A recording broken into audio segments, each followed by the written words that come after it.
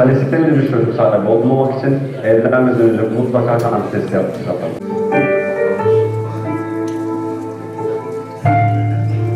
Prenatal tanı öneriliyor. Prenatal tanıda da DNA aranızı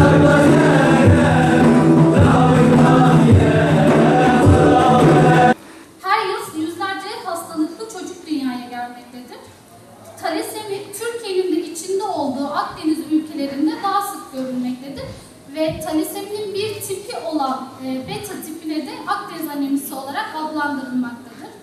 Ülkemizde maalesef taşıyıcı milyonlarca insan hastalığından habersizdir. Bu hastalığı ancak talasemi hastası bir çocuk dünyaya getirdiklerinde veya özel bir kan testi yaptırdıklarında öğrenmektedirler. Beta talasemi taşıyıcılığı sıklığı ülkemizde çok yüksektir. %2'lerdedir bu oran. Ve şu anda ülkemizde taşıyıcı sayısı 1.600.000'dir. 4.000 tane de hasta sayımız mevcuttur ülke genelinde.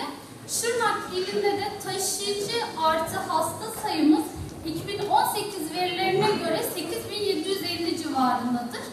2019'un ilk 4 ayında da saptanan sayı 3.200'lerdedir. Yani aile hekimliklerimiz ve diğer sağlık kuruluşlarımız sayesinde de talasemi taşıyıcıların saptama oranımızın arttığını da görüyoruz.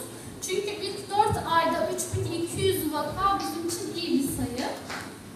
Talasemi çoğunlukla halsizlik, yorgunluk, iştahsızlık, huzursuzluk gibi buna eklenebilecek bir sürü semptom var. Halk sağlığı uzmanımız da bahsedecek. Bu tür semptomlarla geliyor ve ileri boyutlarda kan transfüzyonuna bağlı olarak yaşayabiliyorlar.